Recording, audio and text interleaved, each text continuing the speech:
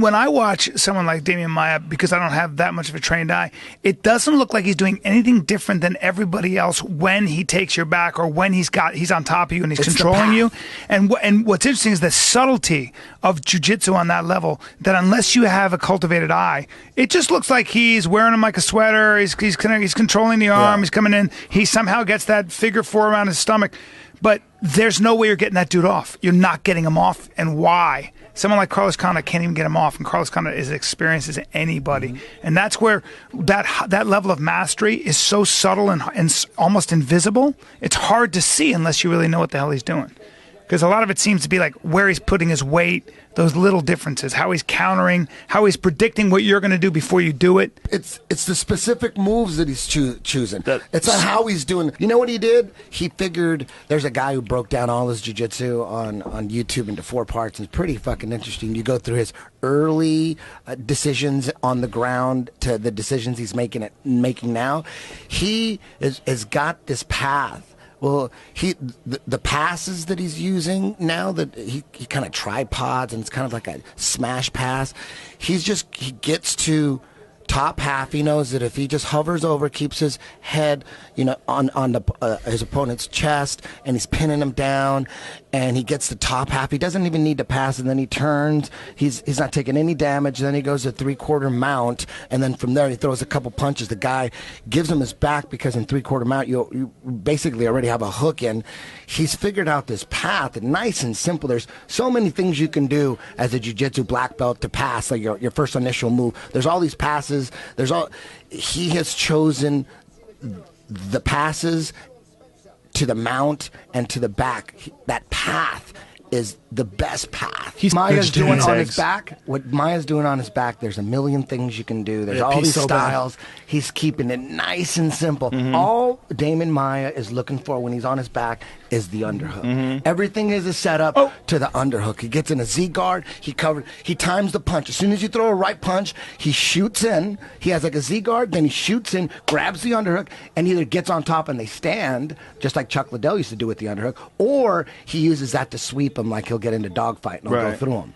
When I see it simple, when I see a guy like him, I want to see him fight a guy who's a world-class jiu-jitsu guy with a wicked guard, like a Braulio Estima, like someone who's nasty off of his back. You want to see Demian? Yeah. Because I see Demian. Same thing. He's going to do the exact same path, whether the guy knows jiu-jitsu or not. The path that he's chosen from the bottom and from the top, no matter who he's going with, that's the best path. When there's no gi, when there's punches, when there's elbows, Demian Maia is just dwindled everything down to keeping it nice and simple. On his back, it's just the underhook. You know what's funny for me?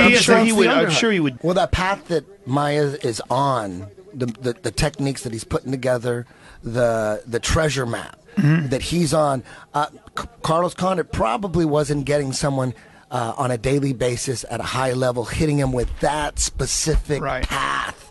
Those moves that he chose, that he strung together, nice and simple, nice and tight, and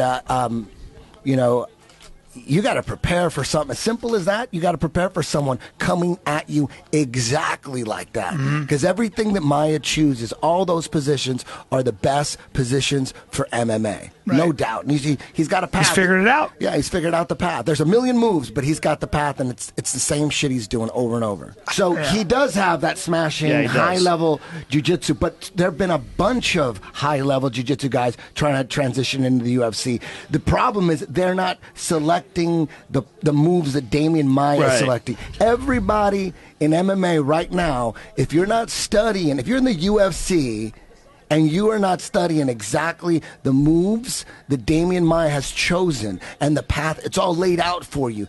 That's the path you need to get on. There's a lot of different jiu-jitsu techniques, a lot of different styles of playing guard, different guard passing styles. There's all this shit you can decide to do in the mount and 3/4 mount. All these decisions. Demian Maia's making all the right decisions. If you're not studying his shit, I mean, there's Look something how long wrong it with took you and your Demian coach. to get there. Yeah, he went through some shit to figure out himself No, as he a did. fighter. There's an evolution. He wasn't choosing that exact path early on. He's trying to stand on the too bottom, much. On the bottom, he was always about the underhook from his early days. But what he changed is he doesn't sit when he's on top. He never sits into a Z half guard. He calls it headquarters. He doesn't sit into that anymore because when he wants people to sit into Z guard when he's on bottom, because from there he just waits for you to throw a right punch and he times it. He shoots for the underhook because you just left a big ass opening, and from there he gets the dogfight. That's all he's waiting for. So he doesn't want to do that because he knows that that's actually the wrong thing to do. So he tripods when he's in that headquarter position, and he gets up and he drives his head down, and then he maneuvers his way into top half, and then he turns towards it. Like, it's really simple. It's not like he's mixing it up. Right. He knows the best shit He's in doing MMA. the same path over and over and over again. Yeah. Yep. And another thing about Demian Maia is when he gets the back, a lot of people get the back in MMA, but he's on that Marcelo Garcia level, but when he gets your back, he knows how to close and he knows how to finish. It takes so long to have that mastered, because anybody could get on a back and put the leg hooks in, and then they got the overhand fight. But people, to be able to close with that gloves. Shit... With gloves, it's tough. It takes a while, and he got to the point. Now, in the beginning, he wasn't really known for taking people's backs and choking them like really, really easily. It took a while, but now, man, when he gets your back, it's very hard to escape, unless you're high level, unless you're already at a black belt. But he gets Carlos is a black belt. Yeah, different levels. How many rear naked chokes has Demian Maia gotten? 6. The record's 6? 7. The record's 7 with Kenny Florian. It's not just that. It's like when he gets to that position, he doesn't even have to get under your chin. He just squeezes your fucking head. All that shit is about. That's what it's all about. Closing the deal, making you tap. He knows how to make you tap.